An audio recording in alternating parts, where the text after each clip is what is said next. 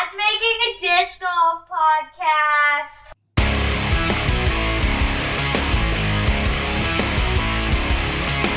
Thank you for tuning in to the Intentional Disc Golfer podcast. We're excited to have you join us on our disc golf journey. This podcast explores the physical, mental, and technical aspects of disc golf performance. We will also be discussing tools and techniques to improve your disc golf game as we work on improving ours. Now, here are your hosts, Brandon and Jenny Saprinsky.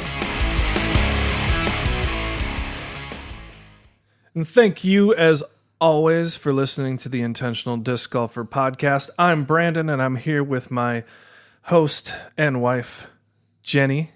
Hi. Hi. We're trying something different. We're doing this in the morning with coffee instead of in the evening. Yes, it's kind of a different deal. So, this is, episode number 6 we're doing now? Yeah, it's been a while. We've been pretty busy with our disc golf game. Pretty busy. We've been practicing a lot, trying to get in every day.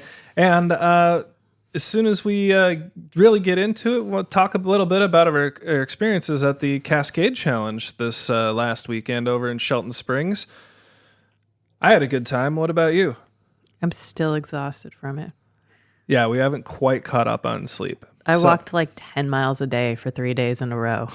It's like hiking. Yeah. So, we have some small news to share with you, and then we'll talk about the Cascade Challenge, and then we'll get into our episode. This episode is about smarter goals. We'll learn more about that right after a word from our sponsor. Hi there, this is Brandon from the Intentional Disc Golfer podcast, and I want to talk to you about Disc Raptor, the ultimate disc cleaning tool. I have one attached to my disc golf bag, and it keeps me playing my best on those wet and sloppy days. Then when I'm done, I can just flip it inside out, throw it in the wash, and it's that simple. Disc Raptor is made from tough materials for durability, but its microfiber and soft scrubbing insides are gentle on your discs. Disc Raptor is also a U.S.-owned and operated company. I've spoken to the owner, Colin, personally, and this is an entrepreneur that you can trust. Get yours today at discraptor.com. That's discraptor.com. Disc Raptor is a proud sponsor of the Intentional Disc Golfer podcast.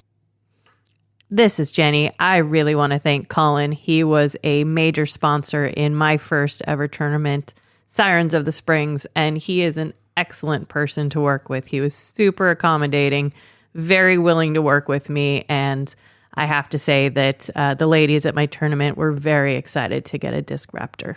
Yeah, we're still hearing a lot of really good feedback about that tournament. I think one of the things we heard is that it set the bar pretty high for the ladies' tournaments in the area. Which is a huge compliment because the ladies' tournaments are second to none here in Washington. Yeah, for sure.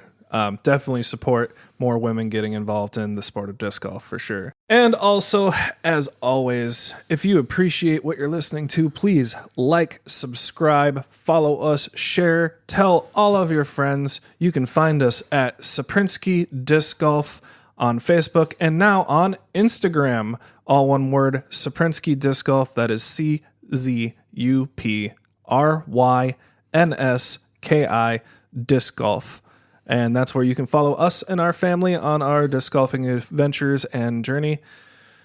And Jenny, how is you doing? How are you doing? How are you doing today? You should also let us know if you see one of our Intentional Disc Golfer podcast stickers. Hashtag the Intentional Disc Golfer. Send us a message and we'll send you one. Where are you going as an intentional disc golfer?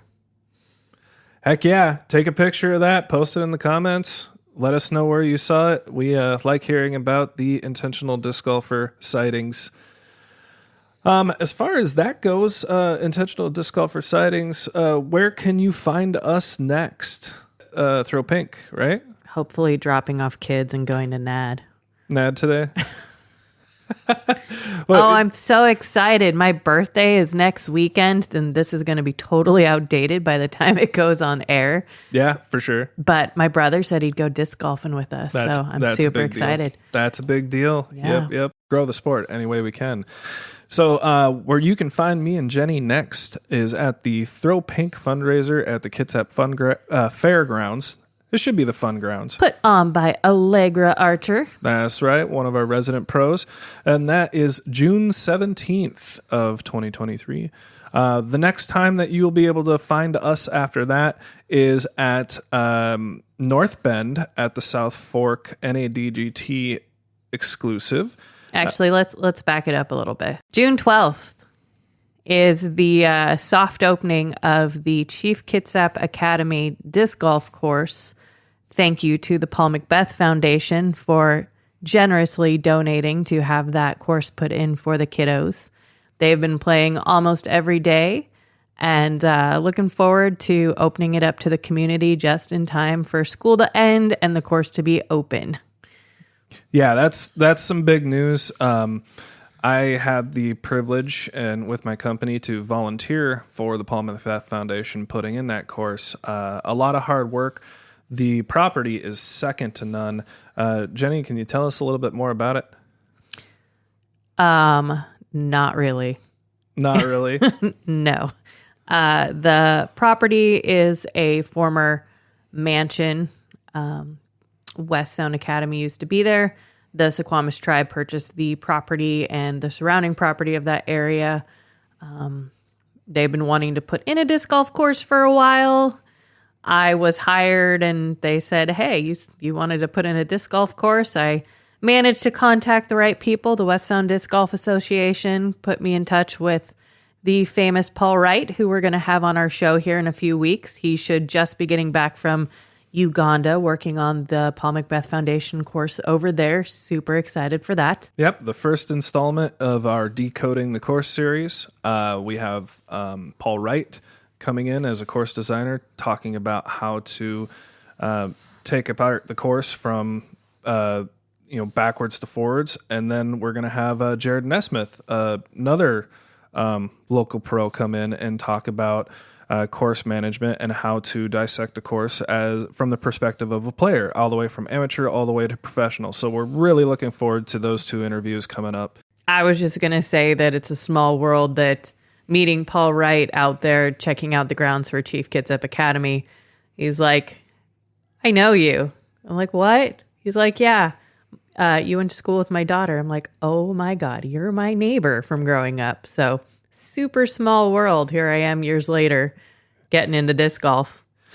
Yeah, and for those of you that don't know who Paul Wright is, he is a 6-time amateur world champion. So he's like the amateur level of Paul Macbeth type of thing. So big deal. And now he's some bigwig in the Paul Macbeth Foundation, actually, and he travels all over the world building courses for underserved communities. So keeping the good work up and growing the sport. Yeah, Paul Wright, number 32290. There we go. We just got back from the Cascade Challenge last week. That was exciting because it was the first Disc Golf Pro Tour event in Washington State, and it just happened to be at one of our home courses of Shelton Springs there. Jenny, how'd it go for you? What do you think? Oh, well, I just wanted to talk about some comments that I got from the players I was scorekeeping with, and Hannah Hun from Spokane was talking about how excited she is that, hey, we always go to Oregon. Like, Oregon's great. What about Washington, Idaho, Montana? So super excited. She was thrilled to have a Silver Series event here in Washington. And Andrew Marweed was talking about how beautiful it was, that it was a difficult course, but not too difficult, just the right level of challenge, and super excited to hopefully keep a Silver Series event, if not an Elite Series event, at Shelton Springs. So the pros that I was working with seemed to really enjoy the course. Yeah. So we kind of did the cheapskate route because we ended up volunteering for the course for the event. We did not do the cheapskate route. No, we didn't. I put in a lot of hard work. I put in a lot of hard work to get the first women's series event there. And then we volunteered for the entire weekend of the Cascade Challenge. Well, cheap, like money-wise, we spent a lot of money, but we did do a lot of hard work to get into that. Jenny put on a fantastic tournament. That was kind of the proving grounds, the dry run for the Silver Series event. And then the Shelton Springs Open. I believe Mark Hill did that one. The Shelton Springs Open, which was the week before. So that was really cool getting to play the course right before the pros hit the scene. And they were actually setting up all the signs and things as we were getting done with our second round. So it was weird playing. You felt kind of like a pro out there playing on that course because all the stuff was set up and like people were running around checking it out. Every once in a while, one of the pros would come up to your tee box and watch you throw. It was an interesting experience, I'll tell you that. But if you haven't volunteered at one of these events, consider it because it's an experience like no other. And it's a better experience than having tickets. You work your butt off. You're running all over the place. However, like for the scorekeepers, you get to go around with the cards. You get to stand behind the tee box. The players come up and talk to you, and they'll sit down and have snacks with you and stuff. Well, it depends on the player, and it depends on the day. Want to do a shout out there to UDisc for being able to give us this opportunity to do the scoring and to keep the stats for the pros that are out there. And didn't UDisc also donate some subscriptions to the Chief Kits app? Yes, I have a few subscriptions for UDisc donated to the school because the kids are, like I said, they're going out and playing almost every day. It's gone from being I'm not going to do that to, hey, Miss Jenny, I just parred the entire thing. It was like, awesome. Yeah. Still hunting for our first ace.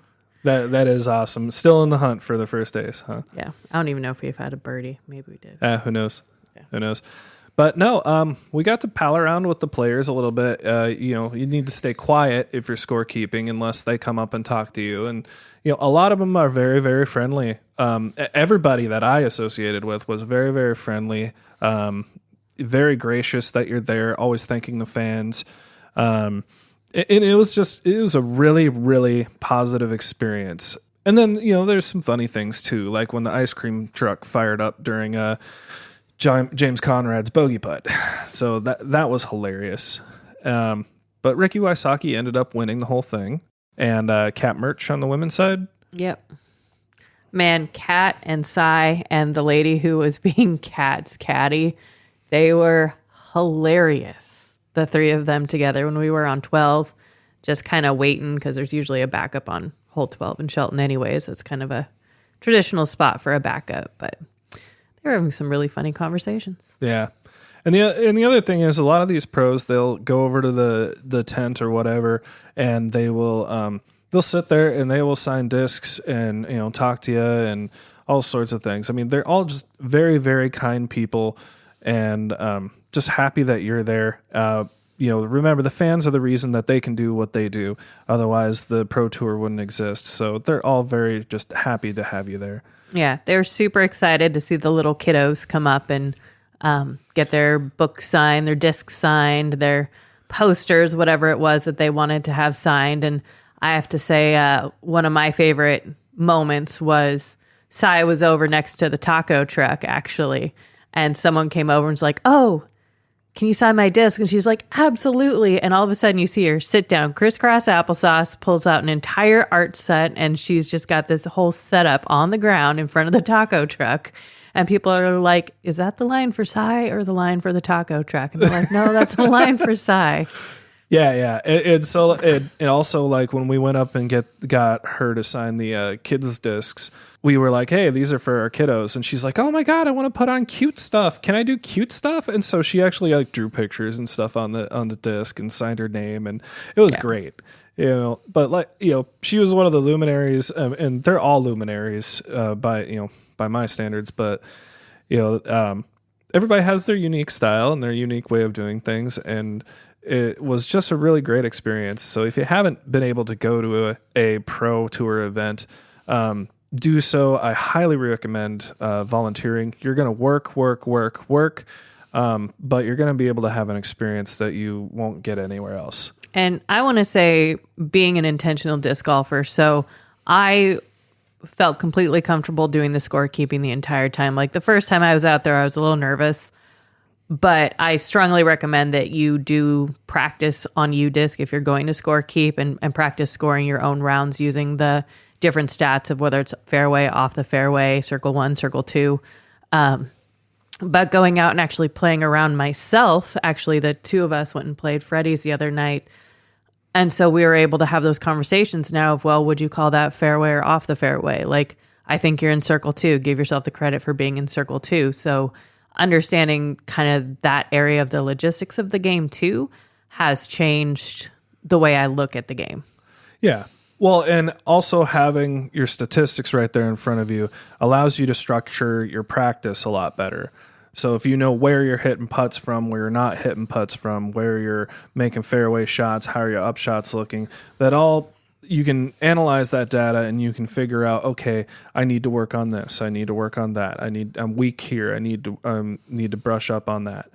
So I also want to say that the pros were super awesome doing stuff in Washington. There was the OTB skins where 4 of the guys went and played, and they did some kind of funny, cool stuff too. I guess there was someone was talking about that they did like a rapid fire in succession, just ran up there one after the other and threw their shots. And my friend Carrie, her husband, was like, man, I think it was Carrie's husband, was like, man, I wish I had my camera out. I didn't know they were doing that. But they were out at 360. They were out at, I think they went to Mando's. No, it was Emerald City. They went to Emerald City. I think they went to both. There's a bunch of them. Probably. Yeah. But I got to go to the women's clinic with Holland and Ella, and it was amazing. Like, they're really willing to answer your questions of, what should you do here? What would you do there? Got some really good tips from them. And so I have a friend who's gone to 2 clinics now with Ella. And so I can see how that would be very beneficial to go to the different clinics because you pick up something different each time. Yeah. And I'm still remembering little bits and tips that they gave. Well, I keep remembering, like, as I think back on it, I remember a different part of that. Yeah, it kind of comes back to you when you're not. Yeah. Yeah. And Ella Hansen, man, she's just one of the nicest people too. Homegrown local girl. Yeah. And her mom was, I think, there for round 3. Yeah, that was cool. Yeah, her mom was there. Yeah, that was super neat. So, no, just great time. Everybody was nice. I was gonna say Eagle McMahon sighting up in Port Angeles and went to the Hoh Rainforest. I hear.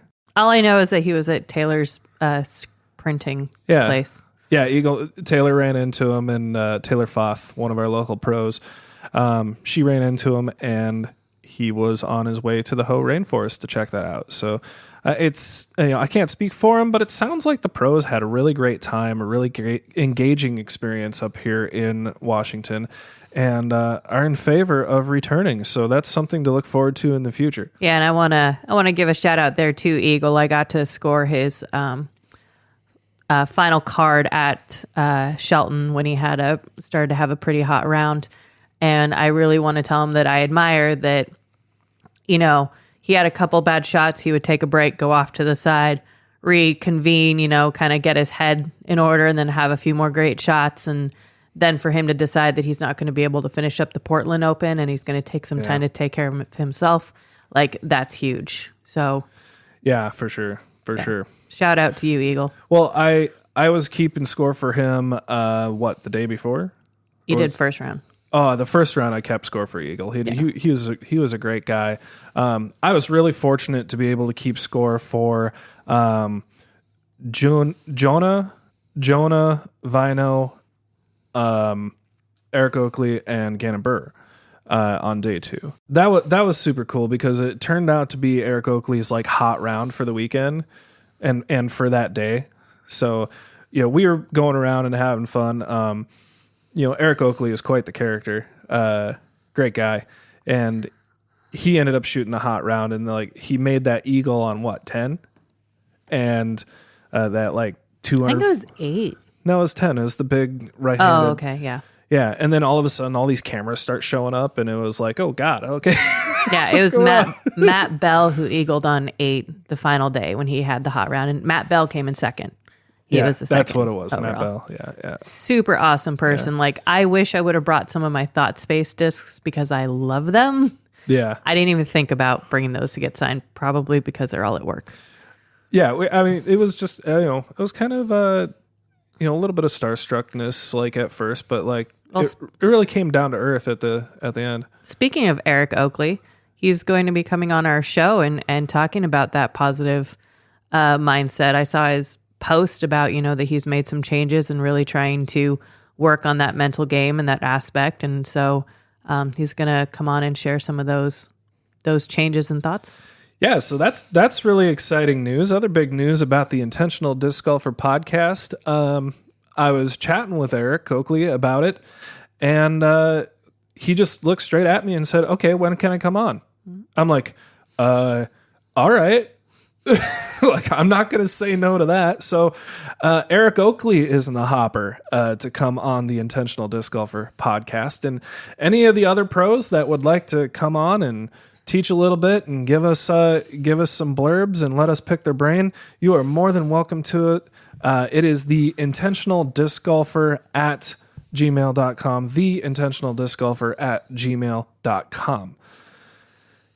And with that, before we roll into smarter goals. Oh, I want to say one more thing. Yes. These tournaments, there are so many volunteer places that it's at your comfort level. If you're comfortable enough to be walking with the pros, carrying their stats and realizing, oh my gosh, there are hundreds of people on all sides of you, they have a spot for you. If you're not comfortable with that, you can also go stand down by the catch cam, which is also a really cool place to be and see the discs coming that way.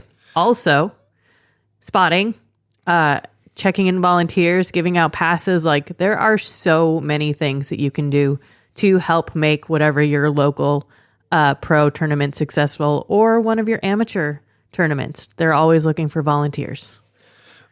Honestly, the best way to grow the sport is to volunteer. Or play a lot. Get your friends involved. And talk about the Intentional Disc Golfer podcast. Because all we think about is disc golf. I'll be lying in bed and Jenny will be like, what are you thinking about? And I'll be like, disc golf. And she'll be like, where are we going tomorrow? So anyway, before we break into smarter goals, we're going to take a quick break from a word from another one of our sponsors. BC Construction Services is dedicated to growing the sport of disc golf. From sponsoring tournaments and events to volunteering with the Paul Macbeth Foundation. When you hire BC Construction Services for your project, you are supporting growing the sport that we love. Get a free quote now by contacting them at bcconstructionnw.com. bcconstructionnw.com or at 360-271-3441. That is 271-3441. Serving the greater Kitsap and eastern Jefferson County area.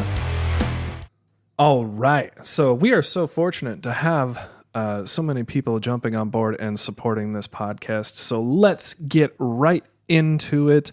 Talking about smarter goals in this episode. Here's the meat and potatoes. So, Jenny. Yeah. I know that you have heard of the acronym of SMART goals. It's a construct that a lot of people are familiar with and use. Do you remember what SMART goals stand for? I'm sorry. I just went straight to SMART, SMRT. God. Take out the A, which is attainable. So, all right. So what does the acronym SMART and SMART goals mean? Specific, measurable, attainable, realistic, and time-bound. That is correct. And that's how most people know it. And I think it was... Well, there's different ways that you can do it. Like... the kids suggested the realistic is relevant or responsible. Yeah. Well, like it's not, if you're 15, you're not supposed to, or like if you're 12, you're not supposed to be driving a car type of, so driving a car when you're 12 is not maybe responsible. I've never heard responsible in a SMART goal. Yeah, Kaylee was telling us about that. Well, that's because Kaylee needs to understand responsibility. Are your ears burning, Kaylee? No. Yeah. So SMART goals is something that's commonly taught in leadership development classes, productivity classes, adult leadership, all the way down to adolescent and child leadership, or just middle school classes in general, or middle school. And it's a great tool to be able to organize and really dial in a goal. It kind of has to do with that deliberate practice type of thing. Actually has direct correlation to the deliberate practice. What we're talking about today is an expanded version of that called Smarter Goals, which go a step further. And also, I'm going to take a little bit of liberty with one of those and switch them around because I feel like there's a lot of overlap. So let's get into that. I'm horrible at SMART goals. I'm horrible at goals in general. Like, I can teach it. I can tell kids why it's a good idea to do them. I just never sit down and actually do them and write out my goals and what I'm going to do and why it's a good goal. Like, I'm one of those people that if I'm doing like a writing test, I skip all the rough drafts and I go straight to the final. So I always skip the SMART goals. Well, or goals in general. Well, and it's funny that you bring that up because I was thinking about that very thing. Is like, I'm terrible at, I should have a notebook full of my goals and what I've done, and kind of like my goal journal or whatever. But I don't have one of those laying around the house.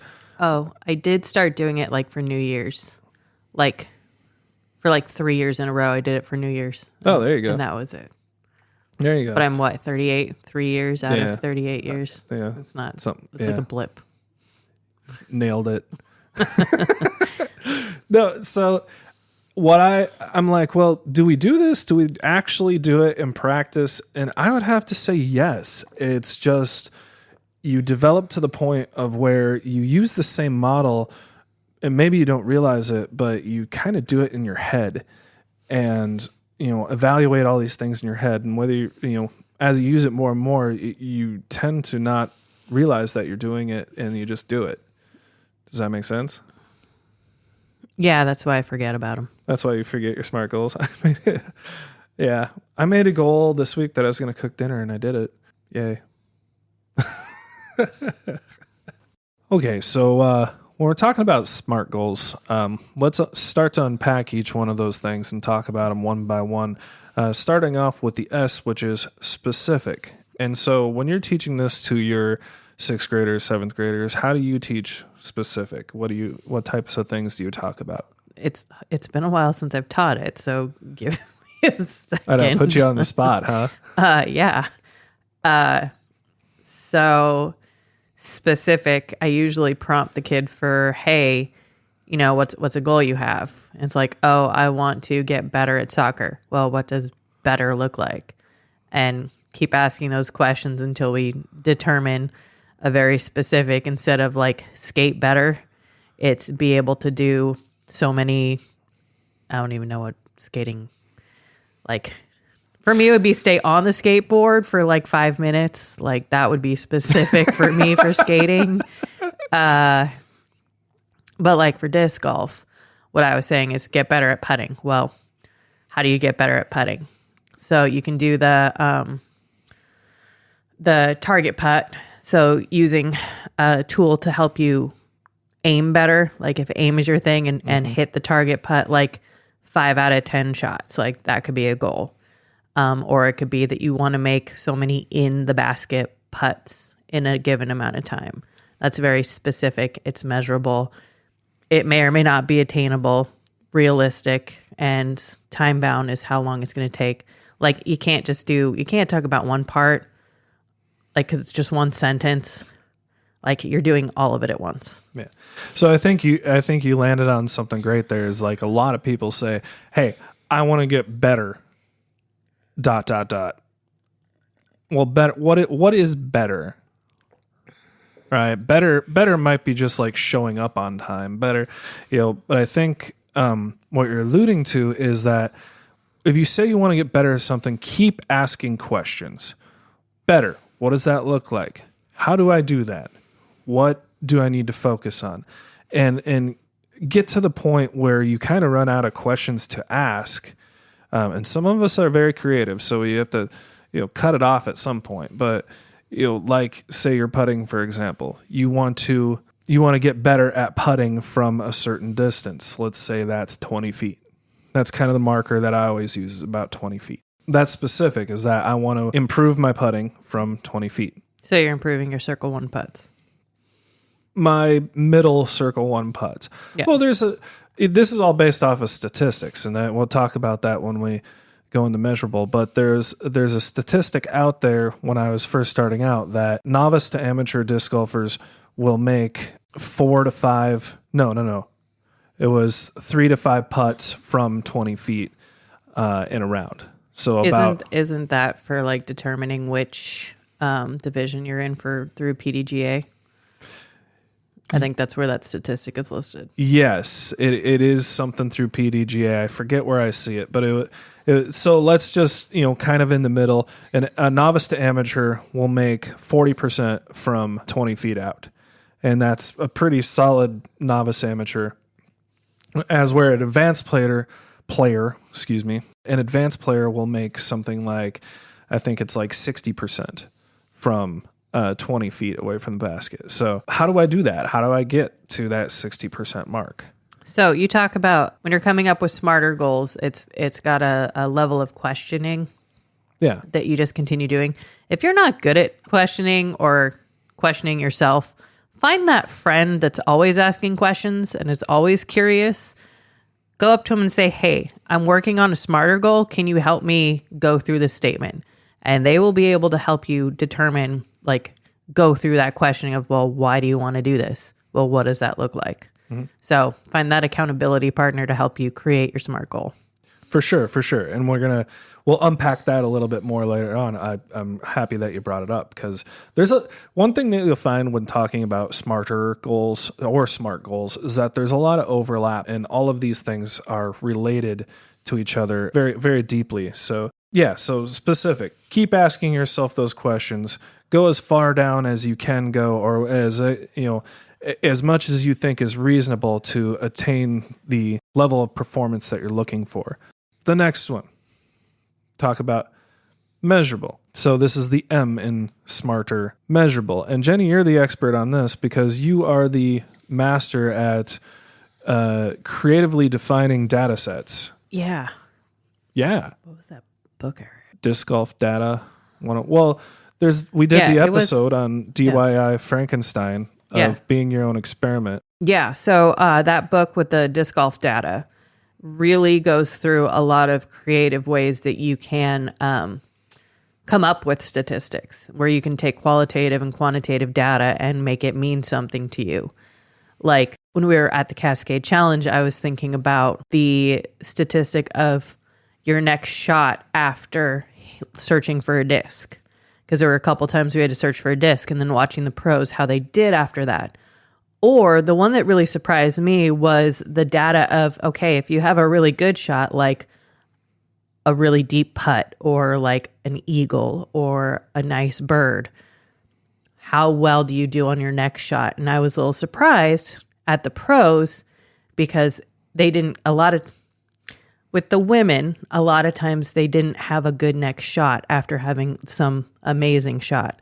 So looking into some of those statistics, where for measurable, if you're just going to say that I want to do better at disc golf, and that means having more birdies, that's not a very realistic measure for you to use, because it's not actually determining what has changed in your game. It's just you're down a shot somehow, magically. So what you're two things I want to ask. So what you're saying is like the total number on your scorecard doesn't necessarily reflect you getting better per se. I mean, that's the ultimate measure, but it doesn't give you a roadmap of how you get there, is what you're trying to say. What's more important is the route that you take to reach that success. Well, and this is a conversation we were having just the other day too, still, was if, saying that you have all pars, like, is that a vanity metric?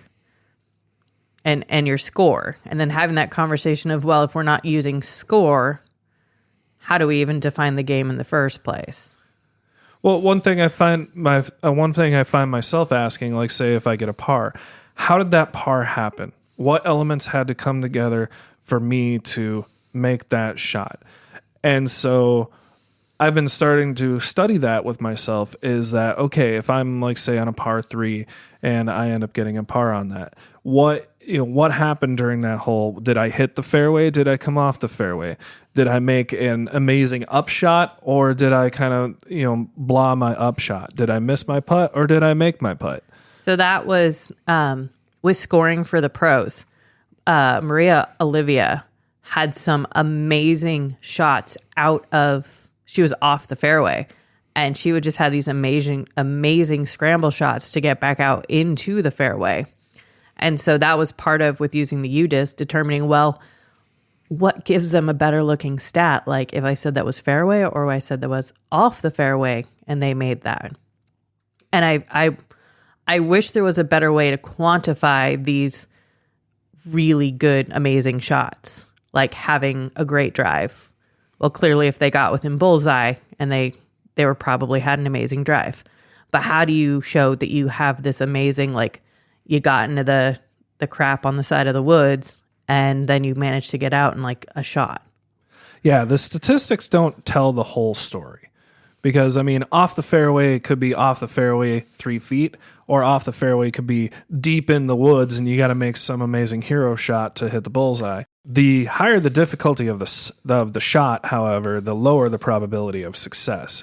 So I wish there was a way to quantify. There's definitely a way to qualify it, but not to quantify how that, maybe a degree of difficulty, like, is this shot like 5 being most difficult, 0 being like circle 1 putt type of thing? Like, I don't know.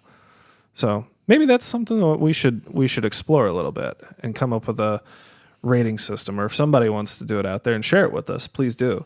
Well, like with the Circle 1, all the data for Circle 1, Circle 2 putting for the pros, to make it even more specific would be, where in the basket did they hit, and what is their statistics? Using the putting terciles. Yeah. Where are they hitting? Yeah. And that currently there isn't anything aside from, like, coming up with your own drawing and keeping track of it on paper or on your phone. We don't have anything that's that specific. So one of the things I need to bring up is, like, where do we start with that? Because everybody has a baseline. Everybody not knows necessarily, but everybody has a, like, on an average day, this is how I play. I'm X% from circle 1, X% from circle 2. My fairway hits are so many. My, off the fairways, my drives are so many, that type of thing. So how do you, when you're, like, say if you're teaching a math class because you're a teacher, how do you establish that baseline for your students? When you have something new that you're trying to figure out how you're doing at it, you have to take some formal record, which can be a physical photo. It can be a video, especially for disc golf, if you want to show where you're at. Like, there's this one local lady who she's documenting every single shot she takes and pretty much how she's improving, which is kind of neat. I'm not really down for doing that. Do you know where she is, who she is? Yeah, I'd have to look it up on my phone. It's some formal record. It can be a picture, it can be a video, it can be a test. In math class, it's typically a test. If you were hiring a construction worker, it would probably be how do you build something, or being able to have those conversations and see how they're working through. How do you do it for work? Well, at work, people just kind of figure that out for me. No.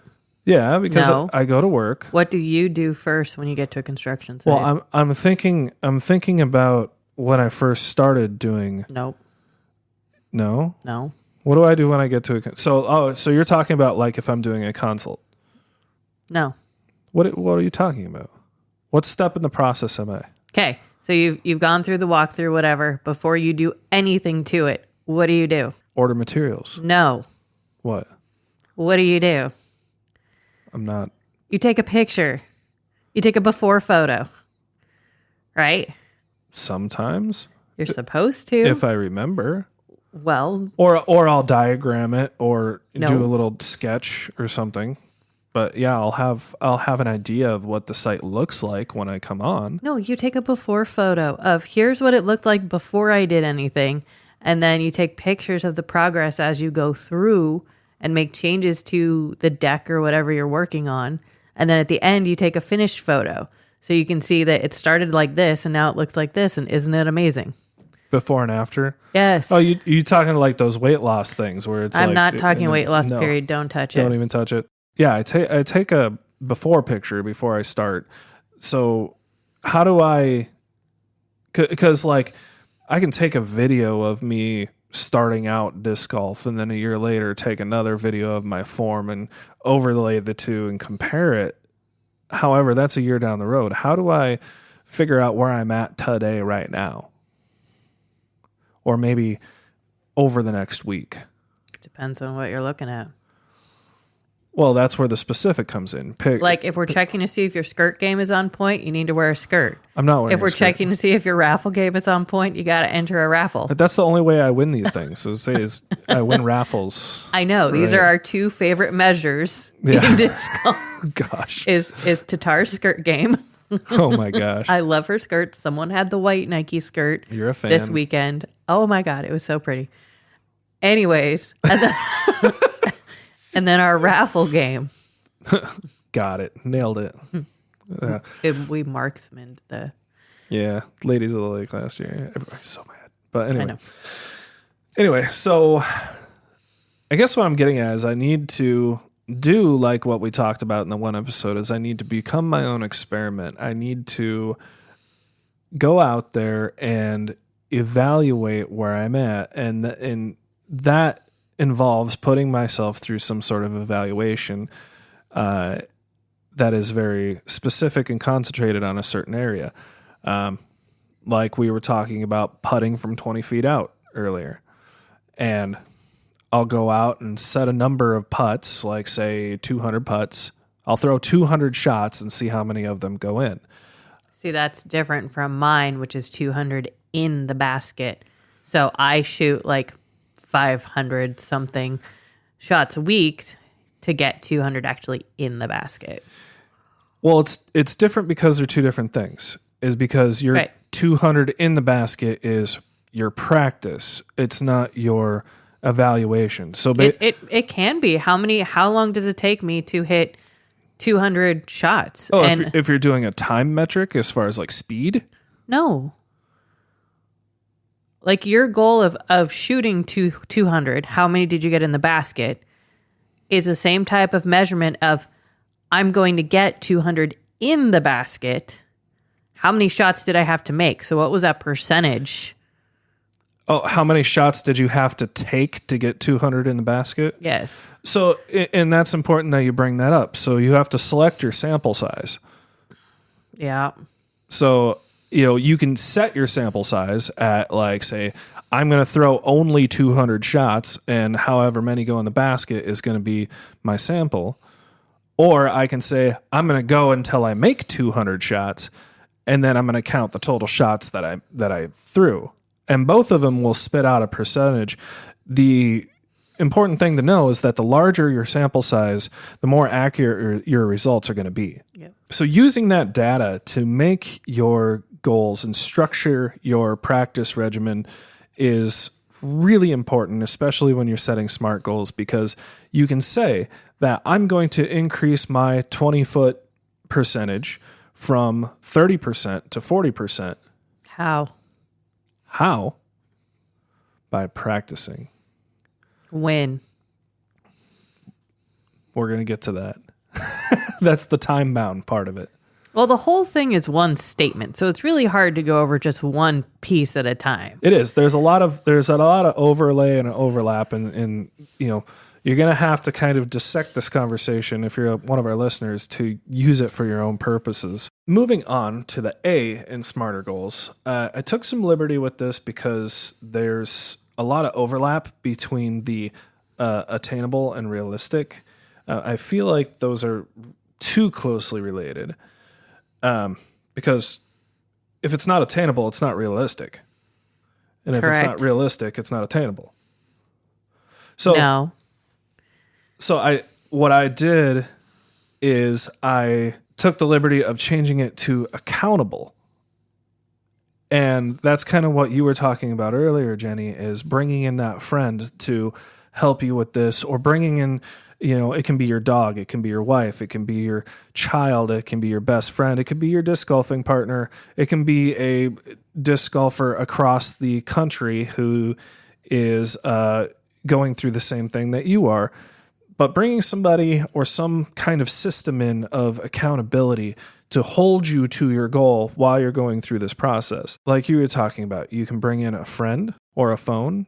Yeah, I'm looking at all the different words that they use for the attainable, relevant, realistic. Oh, there's a good one right here. Achievable. Yeah, there's a lot of different derivatives of the acronym, the SMARTer goals. Yeah, the A and the R seem to be changed around a lot. Yeah, because there's too much overlap there. I don't think there is, though. Why not? Because attainable is this statement attainable for you in the amount of time that you're going to complete it. And then realistic or relevant, like, is it actually something that makes sense for you to be doing in the first place? It's like if I was to be like, I'm going to go play the Cascade Challenge layout at Shelton, and I'm going to have the same level of scores that I do now. Like, that's not realistic. As much as it, like, is it attainable? Maybe.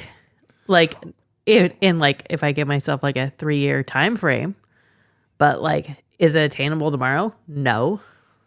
Yeah, and I would say that almost anything's attainable on a long enough time frame. And we'll talk about that later when we get into time-bound aspects of this, because the price is time and energy, and if you have both of those things in abundance, you can achieve things a lot quicker if you so choose. But people that have families and jobs and things like that, it's going to be a lot more difficult and probably take a lot more time to be able to achieve those things. And we'll talk about that a little more in depth when we talk about the rule of 10,000. Well, and that's different for teaching too. Yeah. So a system of accountability. Now you're more in tune with accountability systems than I am. What do you have, like a model or something of what a system of accountability would look like? I guess it depends on what you're trying to be accountable for. Well, let's say I'm trying to be accountable to practicing every day. Okay. Like giving myself an hour worth of practice every day. Okay. And we're talking about the 20-foot putts still, just to be clear. Okay. So what are some ways that I can hold myself accountable, or you can hold me accountable, or something else can hold me accountable to that? Tell you to do it. Wow. I know. My first thought was hide the Xbox remotes. Oh, God. They have disc golf on Switch now. Yeah, that was kind of fun. Yeah, I wish they had my discs though. Like they need to, which could be like, here's the discs I actually use. I know, ADD, we're going off the rails again. But no, the disc golf game on Switch is not realistic at all. Like it's not bad. It's not bad, but it's not like the real disc golf like they advertise it to be. So it's you play Jurassic Park dinosaurs. It's not realistic game either. Dude, don't mess with my dinosaurs, all right? All right. But anyway, so how about like a chart well, that, or something, or an app, Oh, we were talking about phones over there. Is there? Well, the system of accountability is going to depend on what your thing is in the first place. It's hard to talk about just that. So we're going to be... It's going to be whatever makes sense to you. Like in the disc golf data book, he talks about having a notebook that's just full of data points and deciding whether he's going to track. I think it's on UDisc too, that you can track your accuracy. So keeping a bit of a record. So like UDisc. So under practice, they have measure throw, putting practice, and accuracy practice. The putting practice is only for you throw 5 shots from 11 feet 22, 33. I wish UDisc you would make it so that we can put in our own numbers that we want to use for putting practice. But the accuracy practice, I haven't even started that yet, but it looks like for accuracy practice, you can decide custom points for whether your throw was accurate to where you were aiming or not. Oh, cool. Yeah, so that's in the disc golf data, he talks about, the terciles is one form he uses. Virtual Putting League was another set of data that I had. So it's creating some way to actually track that. So maybe it's like not only having a record, but also having like a goal within a goal within a goal, like Inception type of thing, where it's like, okay, my goal is to get better at putting from 20 feet out. And then my sub goal for that would be, okay, well, I'm going to dedicate an hour to practice every day. And then I think the biggest part of accountability is, kind of like this podcast, is to make it public, is to tell somebody, get people on board. No, it doesn't work for everyone. It doesn't work for anyone. But the accountability piece is just whatever makes you stick to the plan that you have laid out.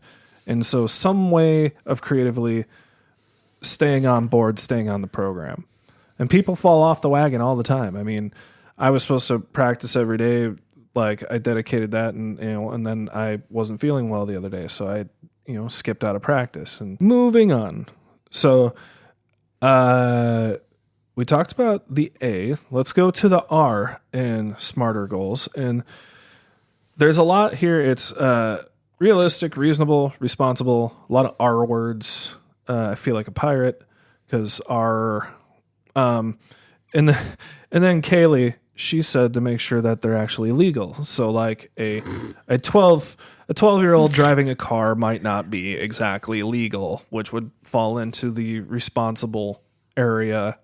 But realistic, reasonable, responsible. I think we need to bring her down here and be like, Kaylee, explain smarter goals. Define smarter goals. Exactly.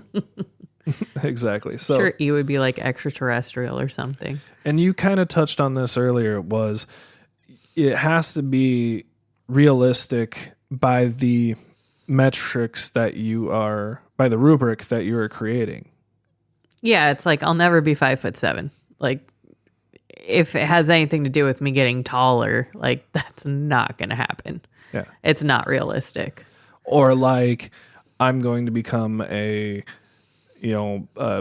first colonizer of Mars or something. That might not be realistic because Mars is Mars. I was going to say you're going to become the number one bagpipe disc golfer on the continental United States. The like bagpipe disc golfer. Where did the bagpipes come from? I was imagining Scotland, you in a kilt. Hey, you know what? Talking about your skirt game. You know what the Scottish wear under their kilts? Shoes. Socks. Disc golf socks. Boots. Yeah. Dude, disc golf socks are worth every penny. My feet are too big. I don't get to wear neat socks. Yep. Yeah, unless I special order them. Yep. Which doesn't work either. Did that say legend? Oh, legit. No, legal. Oh, It legal. says legal. There's a dot on my. Yeah. But realistic. Anything can be realistic, but you have to have the two components. You have to have time. It's like you have Haley to have saying energy. she's going to be a unicorn. Yeah, you can't be a unicorn. I mean, let's not go there. Speaking of which, The unicorn pen.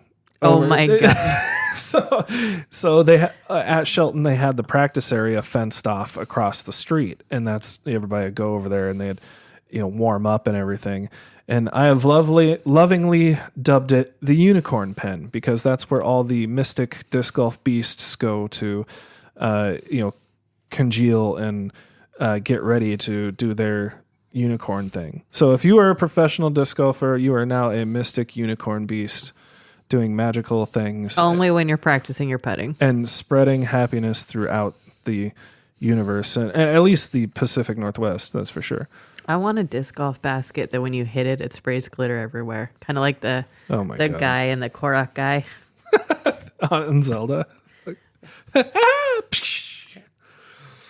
So anyway, so anything can be realistic on a long enough time frame with enough energy. However, there is a price to pay for everything, and I think that is an important point to make, is what is that price that you're willing to pay? We talked about it in the talent myth, is that anybody can do anything. Anybody can achieve that proficiency in anything, as long as it's like on a normal spectrum. And it's just a matter of the time and energy that you're willing to put into it. And for a lot of us, everyday lifers, that price tag is much too high because we have family, we have jobs, we have mortgages, we have, whatever it is we have. And for most of us, disc golf is just, a fun thing to do that, to get out of the house. Or an obsession. Or an obsession. That is correct. One thing I would like to talk about with the setting the smarter goals, and the realism part of it is one thing that I like to do when I set my goals is I like to have like a maximum outcome type goal. And it's kind of based off the concept that if I aim for Mars and I hit the moon, it's not so bad. But if I aim for a mud puddle and I hit it, I'm still got mud on my face. So one thing I like to do is I like to make what is my maximum possible outcome? What would I, is the ideal? And then I'll make a separate outcome, but on the same goal, but make a separate outcome, say, okay, I'd be all right with this if this happened. Like, this is where I could get to.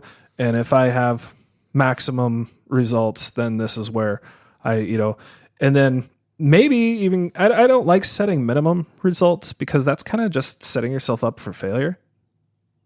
And it's kind of turning that whole practice thing into a negative. I mean, I kind of feel like you're doing that by saying this is like the high achieving goal and here's the middle achieving goal. I like to set a goal that fits the frame of the SMART goal. And then after you achieve that, make another one and continue to go on. Instead of like, oh, well, here's Mars that I'm trying to hit, when that may not be realistic or attainable at that point in time. So bring it back down to, okay, I'd like to at least leave the atmosphere of Earth. There's goal 1. Get into orbit. Then get to the moon is goal 2. Then goal 3 is to whatever. Well, yeah. So it would be like you're saying, it'd be a tiered system. So like that's the only way you're going to improve is you have to keep setting goals and keep setting goals. Once you achieve a goal, you need to be in the place where you're still continuing there's always something to improve. We're always learning. We're always improving. We have to keep going. Well, that's the deliberate practice, is getting to that 80% and then moving on to the next goal. Yep. So all of these things that we've talked about are related and work with each other.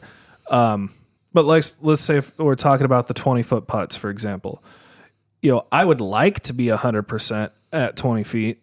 I would like to be lights out, like don't even have to think about it. I can throw one over my back blindfolded and it'll go in the basket. See, but then you're going to end up in a position where you're like down on your knee behind a bush around a ravine within 20 feet. Inevitably, yes. Yeah. That's what always happens. Always. Or straddle putting.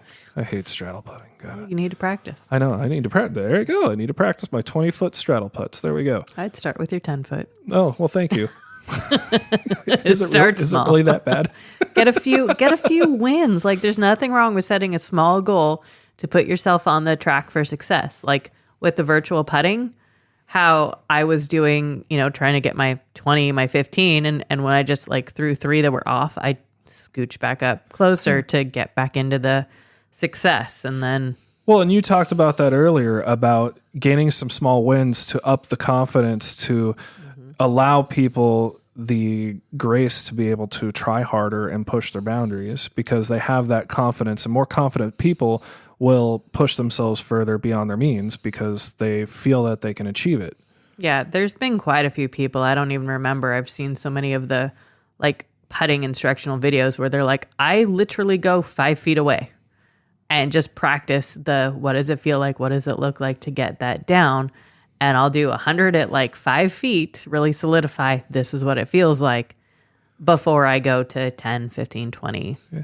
So on and so I forth. think you're touching on a really good point here is that, don't make your goal something that you can already do. Excuse me. Don't make your goal something that you can already do. Why not? Because you can already do it. Your goal can be progressive. I mean, it doesn't have to push your limits to the extreme, but it needs to push your limits.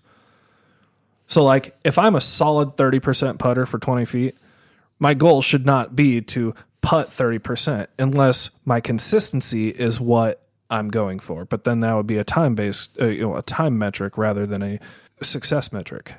Does that make sense? It'd be 2 different things I'm measuring at that point. I can already cook a hamburger, right? I don't need to learn how to cook a hamburger. I can make a hamburger. Can I make a better hamburger? Sure. But in order to do that, I still got to push my boundaries. Your goal shouldn't be something that you can already do with confidence. Even if you push yourself a little bit, you still need to make a goal that expands your boundaries and your capabilities. I don't necessarily agree with you. All right, why not?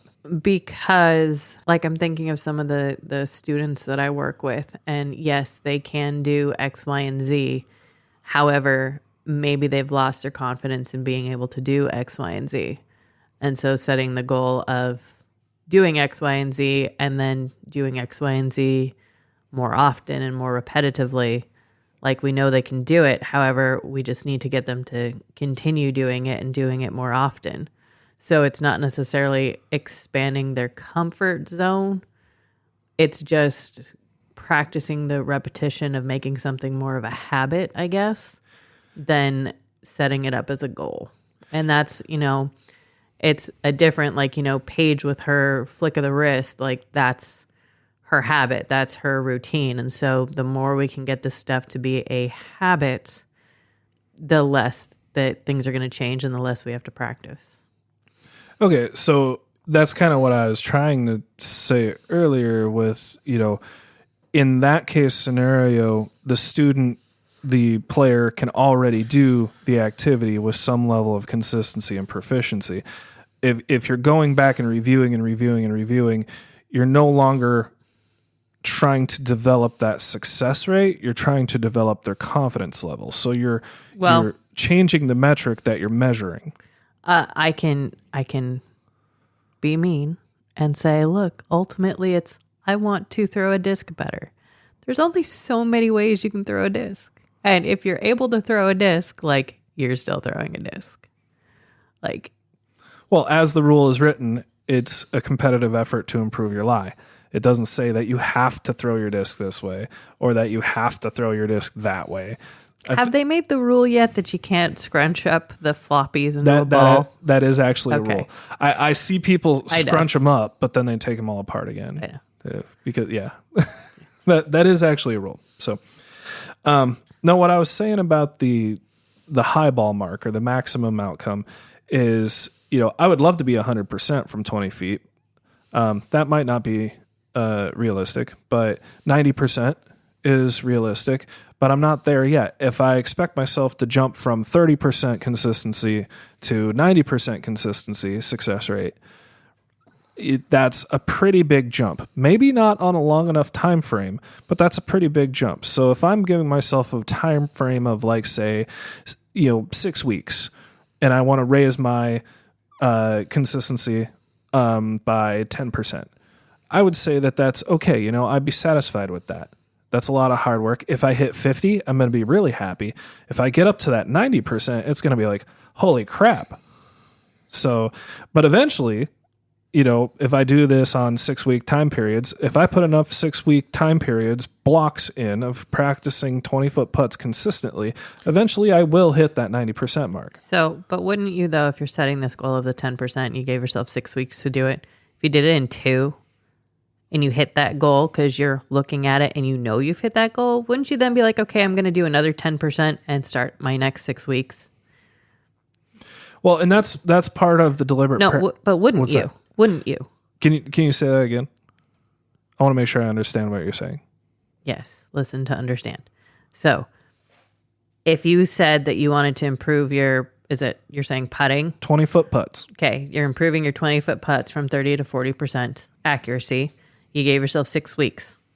2 weeks after you started, you're at 40%. And you're aware of this because you're checking this daily, seeing if it's changing or whatever. This isn't like a surprise. I'm not gonna look at my score in 6 weeks. I'm doing it as I go along. Yeah, you're tracking. So once you hit that 40%, maybe give yourself a couple of days of staying at that 40% to really feel like you have it. But then once you be like, okay, now I'm going to raise it another 10 to get to 50 and start your 6 weeks again. Yes. And so it's not, oh my God, I'm so happy I hit 50 in 6 weeks. It's, I met my goal faster. So now I can set a new goal. Yes. And that's part of something that we're going to talk about here in a minute. But I'm glad you touched on it, and we're already going to turn my page here too. All right. We've already talked about it a little bit. It needs to be time bound, which is the T in SMARTer goals. Set yourself a time limit. I plan to achieve X, Y, Z, and Z, and this is how much time I'm willing to give myself to achieve that. And now, you can be flexible within 10% per each child you have in your household. There's some wisdom to that. Give yourself some grace. Like I was just talking about, I'm going to cut up 6-week time blocks, and this is what I expect to see every 6 weeks, or I hope to see every 6 weeks. Every 6 weeks, I want to see myself raise 10% in my 20-foot putts. And in like Jenny was saying, is sometimes I will achieve that goal very quickly, because when you go from your baseline to your next step up, there's a lot more room for growth and improvement, and you're going to get that very quickly. But as you approach your maximum capacity, you're not going to grow as quickly, and the practice is going to become more difficult. The time-bound aspect of it should be related to the task that you're trying to achieve. Like if you're going to say, I'm going to learn to bake a cake, and you give yourself like 10 minutes, that doesn't make sense. Like it's not possible. Like say, I'm going to buy a house in the next 2 years. Is that realistic? Okay. No. Yeah. I wish. I wish, but that would be something that would be realistic. But if I, in the, time, finances and whatever, if I say I'm going to buy a house tomorrow, right? Well, that might not be so realistic. Or I'm going to fly the space shuttle tomorrow, having no training or anything. Like I just dated myself, the space shuttle. It'd be a SpaceX. Now it'd be the Dragon or the Falcon or whatever the heck it is. And computers all do it nowadays. I don't know. But anyway, the amount of time that you give yourself to accomplish the task should be reasonable and realistic to what you are trying to achieve. Moving on, you're probably wondering what these extra 2 little letters on the end of SMART goals are. We're moving into SMARTer goals. This is the expanded format. This is not something that I made up. This is actually, I believe it's from John Acuff, the guy that does the Quitter and all that stuff, the book, the author. Is that the right guy? John Acuff? Yeah, but I don't think he created SMARTer goals. I don't think he created it, but that's where I heard it from, was John Acuff. He's a author, self-help author, leader, entrepreneur, trainer of many different leadership and coaching strategies. And this is where I heard it from, whether he is the one that created it or not. But the E in SMARTer is for evaluate. Kind of twofold. Jenny, what you were talking about is if you achieve your goal in 2 weeks and you've given yourself 6, at that point you need to go back and reevaluate and adjust your goals or create a whole new goal in order to fit fit the circumstances in which you're in. Right. So the E and the R add to that this is a cycle. It's not just a straight up and down. It's not like the order of operations. It's not just a straight, I did top, I did middle, I did check, check, check. It's the SMART goals are a circle. And that's what the ER do is they connect it so that you're going around back up to setting new goals. That's exactly what it is. And then evaluate. Of course, you want to look back and review your results. And as you're evaluating, you want to identify areas in which you have trouble and which you have struggled.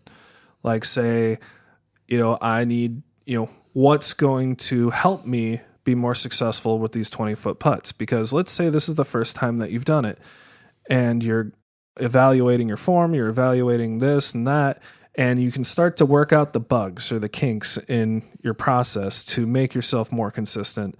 Maybe it's a release point, maybe it's a feeling or a technique that you've run across. And that, didn't Ella say something about that? Like, you don't want to change too many things at once? No. No. Well, I asked Holland because they were giving us, Holland. Yeah, I was talking to Holland about during the clinic of, you're giving us a whole bunch of tips, like all the way through from, start to finish of throwing a hole. Like, what do you do? And she's like, well, it's going to be up to you. You get to decide if all you want to do is focus on your putting, focus on your putting. If you feel like you need to change up everything at once, you can. However, then you're not going to know what change made the difference. So it's kind of up to you that what we're talking about with creating your own experiment is it really is up to you about what you're going to focus on and what you're going to do. However, you can only focus on one thing at a time just as a human in general. Like you may have 3 goals, however, you're focusing on one goal at a time. So like multitasking is a myth. Yes. Yeah. You might be able to juggle several operations, but doing several operations simultaneously is not. Yeah. Sorry, not, teenagers. It's not a real thing. You're really not multitasking when you're watching YouTube and doing your homework. Do your homework. Do your smarter goals. That's your homework. Do your smarter goals. You're troubleshooting and you say, I need to really work on my release point. I don't like the feel of the disc coming out of my hand. So the next sample that you do with this 20-foot putting, that's the one aspect that you're going to focus on, and hopefully that will correlate to your success rate. And it's important also to make a list. List these things out so that you can keep them organized. Jenny and I like to say, do it on paper, on purpose. We kind of stole that from Dave Ramsey. But putting the physical action with the idea and the thought creates a muscle memory and a kind of connection that doesn't exist otherwise. And there's, just overall, if you have an intention of doing something, write it down. Put it somewhere. There's a reason why we chiseled things in stone for the ages, is because it creates something of significance. Well, and if you're like me, where you tend not to make time to do much of anything, like it forces you to actually sit down and take the time to go through the steps and actually, like you said, put significance to it. Moving on to the last but not least, the R in smarter. This is my favorite one and also my most hated one. The R can either stand for reward or restart. I was going to say it should be reflect. Well, that's kind of what evaluate is. No. Yeah, evaluate is looking back and see how it went. No, evaluating is going through the not the fluffy part of it. Okay. Well, let's talk about all 3. So this kind of ties in with the let's say reward, restart, or reflect. This kind of ties in with the accountability piece. Is there's an incentive at the end. If you achieve your goal, sometimes the activity is the reward. As George Carlin once said very wisely, is the activity should be the reward, like woodworking. I love woodworking, and making something and then having that something and that thing that I can show off and that I'm proud of is the reward. Or like cooking. Cooking's the same way. I make that hamburger, I make the best hamburger ever, and then people enjoy it. That is the reward. The reward and the activity are one and the same. And however, the consequence of that reward is that now no one wants to go to the out to eat, and you always have to cook. Yeah, that's true. But so like disc golf, the activity can be the reward. Is that if you start sinking your putts from edge of circle or whatever, and your scorecard goes down, and you start winning tournaments, like that could be the reward inside of the activity. Or the reward could be something like, well, if I raise my percentage and I stay consistent at it, and I hang out in that area for, let's say 2-3 weeks, or if I achieve my goal, let's just say that if I achieve my goal, either before or at the time frame that I'm giving myself, I can go and get myself that Blizzard from Dairy Queen, or I can go and have that Snickers bar, or I can go get that new disc that I really wanted, and reward myself for completing the task. And it doesn't have to be something small, but the psychology behind it makes you incentive based and goal driven, positive achievement driven. Sometimes it's just even checking it off. That's enough. Like a bucket list thing? I don't know about bucket lists. I'm just thinking of my list of things that need to be done, and like, check, that's done. Yeah, I mean, that reward may be just satisfaction, like having a clean kitchen or mowing the yard. What's a clean kitchen? Yeah, I know. Like mowing the yard, having the fresh cut grass smell. That's kind of the reward, or being able to sit and have a soda on the front porch. And wildflower lawns are a thing. I am behind this. I like the idea of wildflower. I have that recorded. No, I know you do. I'm going to. I know. So sometime the reward is just having someone come up and ask you, hey, I see you're doing a really good job at this. Like, how did you get there? And being able to share your journey with someone else. Like, being able to teach. Yeah, because you go through a cycle, and the final step is to be able to teach it to someone else. So once you're able to teach someone, you've fully mastered whatever that thing was. Well, and I feel like being able to teach, it makes you have to go through and work out all the bugs and all the details, so that, because you don't want to mislead anybody. And so like if your logic or your process is off a little bit and you need to teach it to somebody, it organically causes you to have to work all that stuff out. And the more you teach it, the better you become at it too. Well, the more you teach it too, the more you see different aspects of it, and maybe it comes up with more questions, more things you need to figure out. Yeah. So, yeah, teaching is learning. Like for me with the putting, one thing I wanted to ask, gosh, I forget which guy it was, but I really wanted to ask him, like, do you practice like getting down on your knees and having to putt in a weird angle? Because it kept happening a lot. And I want to say it was Matt Bell. I could totally be wrong, but one of the players, like, they kept getting into this precarious position where they had to putt from their knees. It's like, do you actually practice that? Of course, I haven't. Of course, the answer is yes. I haven't, because it would hurt my knees. Yeah, of course, the answer is yes. I'm sure it is. Oh, absolutely. I'm sure they have practiced and worked out every single scenario, seen hundreds of thousands of shots, if not millions. Well, then I wanted to ask Eagle, and I never got to, was what makes you decide you're just going to throw over all the trees instead of through the trees? Like, what causes you to make that decision? Because he was on, I want to say it was 8, were you going back into the woods on Shelton? Mm-hmm. And he decided to throw up over the trees and get into the circle instead of through the trees. Or like that huge hyzer line on 16 that everybody kept taking. Like, I've never even thought about that. And it's like, I thought they were gonna hit the trees all the way far to the right, like the top of the trees. Like, mind blown. Yeah, for sure. So, trying to get this wrapped up here. The R is for reward. We talked about the reward, but also restart. So in your evaluation process, if things went wrong, if the whole thing completely comes apart and goes south, this is the point at which you say, wait, no, I need to go back and do it again, and start over. And that evaluate part comes into it because that troubleshooting is so important to reconstruct that goal in a way that's going to make more sense and be more straightforward and practicable. And then you were saying reflect too. Mm-hmm. What did you mean by reflect? So as a teacher, one of the hardest things for teachers to do is to then reflect on their teaching or reflect on their day. And you can really learn a lot when you take that time at the end of a day or the end of a practice session and write out your thoughts of, what went well, what didn't go well. And that's how you become a really good steward of learning yourself, is being able to have that internal discourse and having those conversations of, well, what did I learn from today?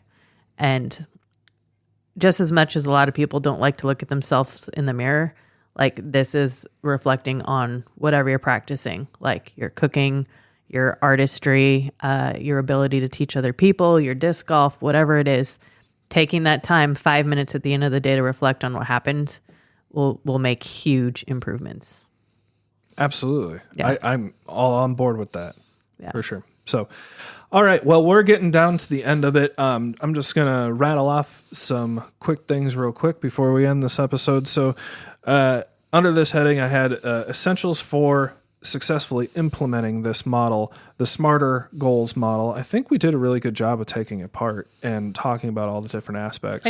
I think we need to do something before we do that wrap up. Yeah. None of these things are independent. Like, I cannot stress this enough. When you're coming up with smarter goals, it's not, okay, I'm going to write a sentence for S. I'm going to write a sentence for M. That's not what it is. It comes out to be like one sentence. Like, this is your thesis statement that I am going to practice my disc golf putts and get 10% better at 20-foot putts by June 30th. Like, that would be a smarter goal. It's not like 5 or 6 different sentences. You're just coming up with one very cohesive thesis statement or a hypothesis. Like, if you're still questioning yourself, like, well, can I get 200 putts in a week? Like, I think I can. I'm not sure. Maybe I'm going to try that out first. Yeah, no, absolutely. Before we wrap up the episode, just real quick here, essentials for successfully implementing the Smarter Goals model. We mentioned it before. Write it down on paper on purpose. There is some intention, some muscle memory, some significance to doing that. It could even be, I do keep notes on my phone, so you can write stuff on there. You can create, if you're a calendar person, put today's the day that I'm going to have this done by, like a calendar reminder. Doesn't have to physically be paper. There are other ways. Or electronic, archive it somehow. I'm sure there's an app. There's probably a Smarter Goals app somewhere. I'm sure. Or a goal setting app. I don't know. We can figure that out. But one thing to know, essentials for success with this, is that it actually requires action. You have to get off of the couch and do something. These things just don't happen by themselves. You actually have to participate in the activity, engage in the activity in which you are setting yourself out for. Next bullet point here is constantly, consistently keep track of your progress and consistent data to show how you're progressing. When I was in personal training, the number one reason why people fail is and behavior change does not stick is because people do not track their progress. They go from point A to point C and they're like, oh, well, it didn't work because blah, blah, blah. They can't see how much they have changed over a period of time. So tracking and chronicling your progress is very important.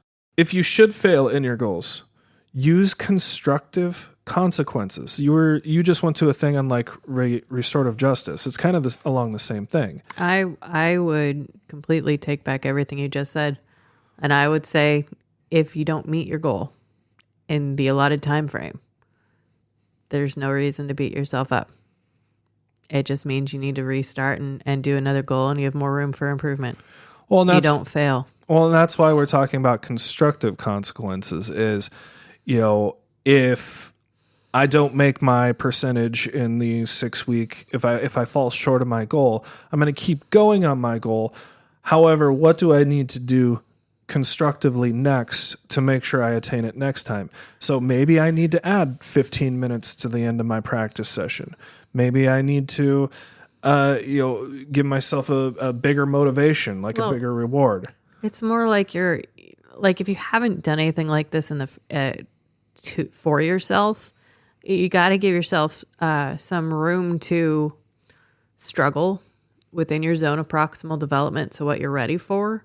And maybe you don't know. Maybe it's not realistic for you to get an hour's worth of practice in every day. Maybe it's an hour an hour total in a week. Maybe that's the most that you can do. So that's where the realistic part comes in is, are you able to meet this goal? The only way that you can fail with SMART goals is if you just stop doing it at all. Well, that's something we always tell the kids is that you're only a failure if you quit. And, maybe if you don't meet your goal, maybe you need to focus on a different area. Maybe the goal is either too easy or too lofty, and maybe it's not what you're ready to focus on. You said it really well, is that all these functions relate to each other. And start small, gain those early successes to build momentum and that confidence. This is the end of our episode. Thank you for listening to the Intentional Disc Golfer. This is Smarter Goals, talking about goal setting and how to really engage that deliberate practice process head on and put action behind what you're doing. This is Brandon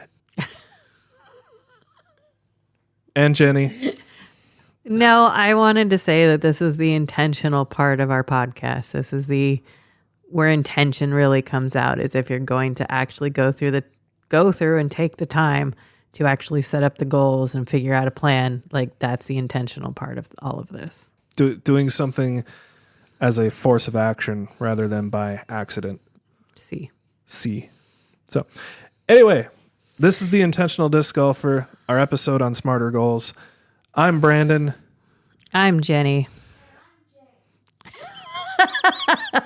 and the children are coming out of the woodwork. We're done, so the children are coming out. And we truly believe that disc golf changes lives. So go out there and grow the sport.